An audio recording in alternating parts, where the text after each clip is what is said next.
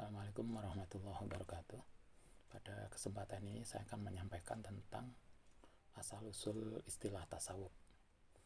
Satu hal yang harus difahami adalah bahwa istilah tasawuf itu belum muncul atau belum dikenal pada masa Nabi dan sahabat. Pada masa Nabi dan sahabat yang dikenal adalah istilah zuhud. Orang yang melakukannya disebut zahid.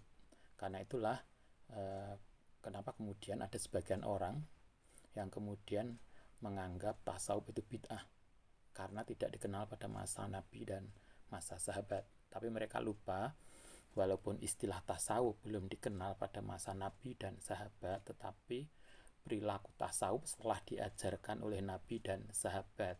Istilah yang mereka pakai pada masa sahabat adalah zuhud. Pada masa tabi'in, zuhud orang yang melakukannya adalah disebut zahid. Istilah tasawuf itu nanti baru muncul pada abad kedua Hijriah. Nanti akan kita bicarakan pada sejarah perkembangan tasawuf.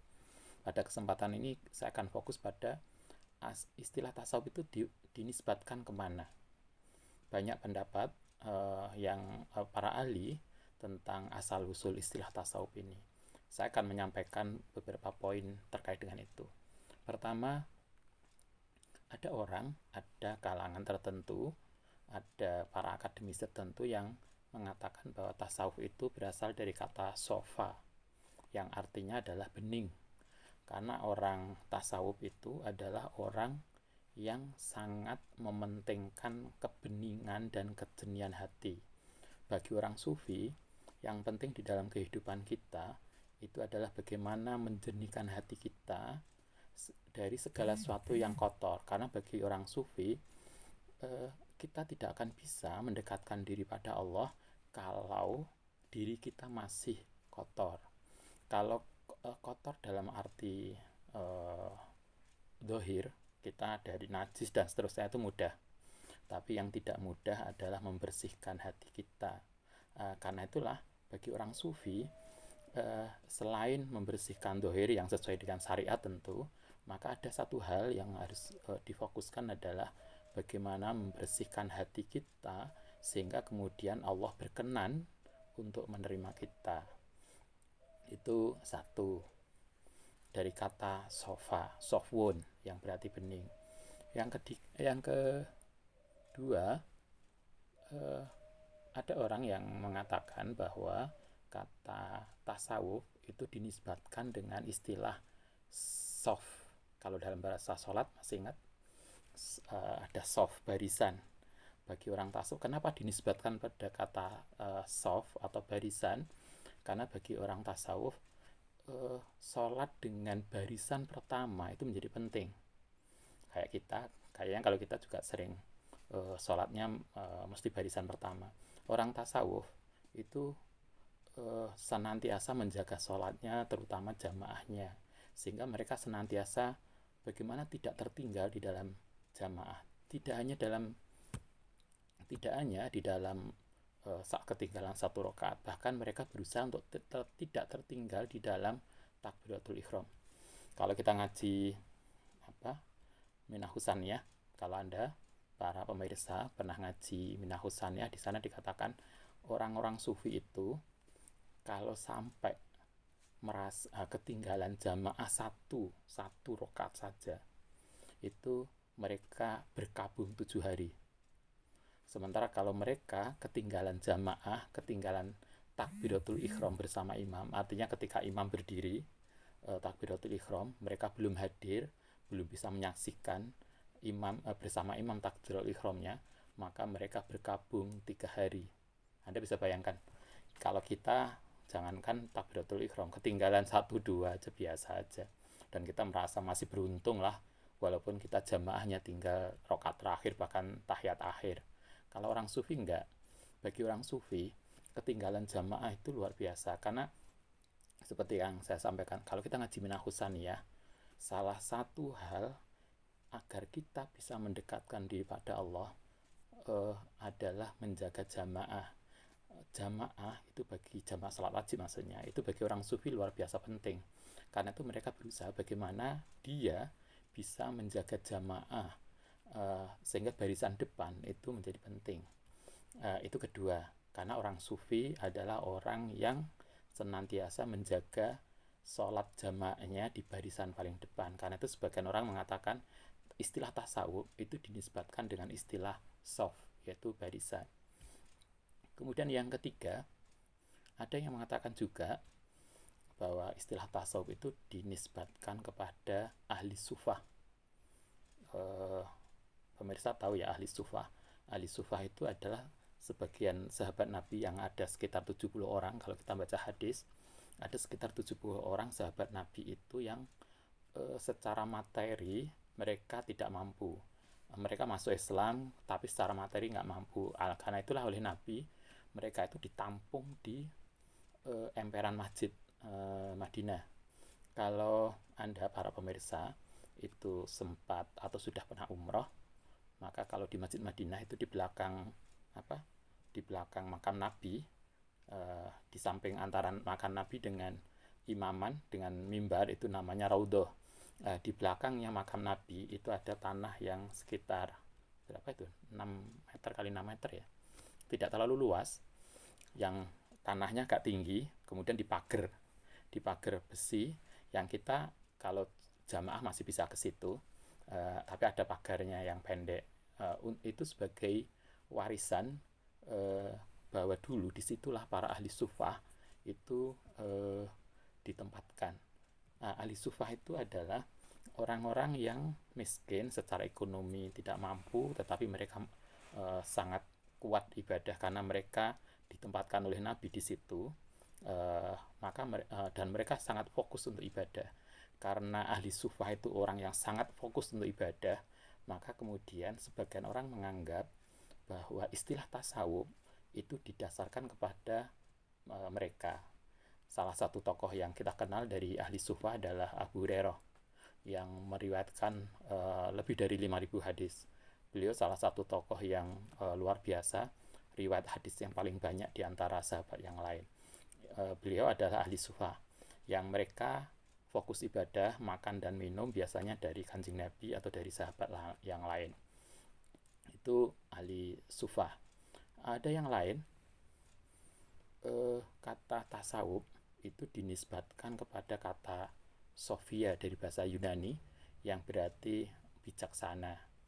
Kenapa dinisbatkan ke situ? Karena bagi orang yang berpendapat ini, orang sufi adalah orang yang sangat mementingkan sikap bijaksana, sehingga dia berusaha untuk belajar, mengamalkan, memahami dan perilaku secara bijak, sehingga tidak ada orang sufi kemudian kasar, tidak ada orang sufi kok ngamuan misalnya.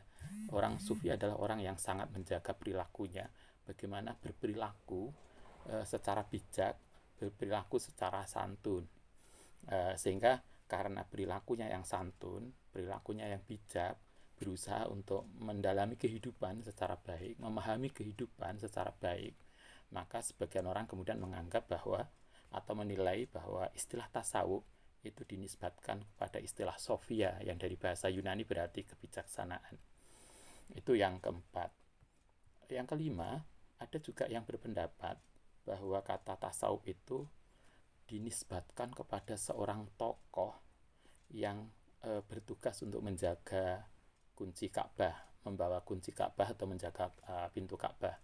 Namanya Sufah bin Murrah. Nama ini sebetulnya nama panggilan. Ada nama aslinya yang cukup panjang, saya tidak hafal, tapi para pemirsa bisa searching di Google, seorang tokoh yang namanya cukup panjang, tapi ibunya itu senantiasa memanggil dia dengan sebutan, dengan panggilan Sufah, karena dia disebut sebagai selalu dipanggil sebagai Sufah. Kemudian dia dipanggil menjadi Sufah bin Murrah. Orang ini senantiasa orang yang sangat rajin untuk ke masjid karena dia bertugas untuk menjaga pintu Ka'bah.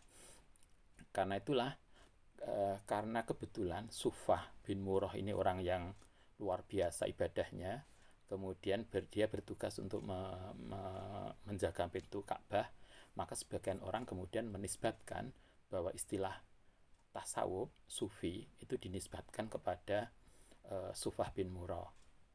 Oke, tetapi dari sekian banyak istilah tasawuf tadi, ada 4 atau 5 tadi, menurut Mustafa Hilmi, seorang guru besar tasawuf di Kairo, di Al-Azhar, beliau mengatakan bahwa sesungguhnya yang lebih pas berdasarkan penelitian beliau, yang paling benar, yang paling tepat adalah bahwa istilah tasawuf itu tidak dinisbatkan pada istilah-istilah tadi, sing Sofwon, kemudian Sofia, kemudian Sufah bin Murrah, bukan. Kata Mustafa Hilmi, yang benar adalah bahwa tasawuf itu dinisbatkan kepada istilah suf. Suf itu artinya bulu domba. Kenapa begitu? Karena berdasarkan penelitian Mustafa Hilmi, ada kecenderungan di mana ada kebiasaan dari para orang sufi, begitu mereka menjalani perilaku tasawuf, perilaku asketik yang ketika itu yaitu perilaku zuhud, maka kemudian mereka akan meninggalkan pakaian biasanya seperti ini, kemudian diganti dengan pakaian khusus yang terbuat dari bulu domba sebagai simbol hidup sederhana, menggunakan pakaian wool, bulu domba, suf. Suf itu artinya bulu domba, yang ketika itu digunakan oleh sebagian orang-orang yang menjalani tasawuf sebagai simbol bahwa mereka berperilaku sederhana, meninggalkan kemewahan duniawi. Menurut Mustafa Hilmi, itulah yang tepat, itulah yang benar, sehingga bukan dinisbatkan pada yang lain, tetapi dinisbatkan kepada perilaku simbol asketisme, simbol perilaku zuhud untuk meninggalkan duniawi. Analoginya, tentu sebelum kita analogikan, tentu ini pakaian bulu domba, wool ini tentu dalam konteks dulu ya, sebagai simbol kesederhanaan. Tapi kalau mungkin sekarang pakaian dari bulu domba bukan lagi sederhana, mungkin sekarang menjadi mahal. Tetapi dulu itu ada sikap simbol sederhana. Analoginya itu kayak untuk bisa memahami konteks ini, para pemirsa bisa melihat teman-teman kita di kalangan Buddhis. Teman-teman kita dari kalangan agama Buddha, begitu mereka mengikrarkan untuk mengikuti ajaran Buddha dengan lebih mementingkan kehidupan asketik, maka mereka kemudian menggunakan pakaian tertentu. Anda masih bisa melihat ada pakaian yang pakai kalau dalam bahasa kita kayak pakaian umroh, kain yang bisa putih, bisa kuning, atau bisa warnanya yang beda-beda, yang sesuai dengan sekte mereka masing-masing. Begitu mereka masuk pada perilaku kehidupan asketik, maka teman-teman dari kalangan Buddhis kemudian menggunakan pakaian itu sebagai simbol bahwa mereka telah meninggalkan kemewahan duniawi untuk fokus beribadah, melayani, melatih spiritualitas, fokus pada kehidupan spiritual dan menjauhi duniawi. Apa yang terjadi di tasawuf pada masa itu juga begitu. Begitu mereka mengikrarkan diri untuk masuk pada dunia tasawuf, yang kemudian memfokuskan diri pada persoalan spiritual, kehidupan asketik, zuhud, fokus meninggalkan duniawi, maka mereka kemudian pada masa itu Islam awal, masa tabi'in, mereka kemudian mengganti pakaian biasanya dengan pakaian khusus yang tercipta, yang terbuat dari bulu domba sebagai simbol kesederhanaan. Menurut Mustafa Hilmi, inilah yang tepat. Artinya, kalau kita belajar pada sesi kali ini, maka asal-usul istilah tasawuf itu beragam pendapat. Ada yang mengatakan satu dari kata sofun, kebeningan, ada kata sof, barisan, ada yang dinisbatkan kepada Sofia sebagai kebijaksanaan, ada yang dinisbatkan kepada nama Sufah bin Murrah. Tetapi yang paling tepat menurut Mustafa Hilmi sebagai seorang guru besar tasawuf yang melakukan penelitian ini, beliau mengatakan yang paling benar, yang bisa dipertanggungjawabkan berdasarkan penelitian dia atas karya-karya dan tradisi perilaku sufi periode awal, istilah tasawuf itu dinisbatkan kepada istilah suf, yaitu pakaian yang terbuat dari bulu domba. Demikian, semoga bermanfaat. Terima kasih. Assalamualaikum warahmatullahi wabarakatuh.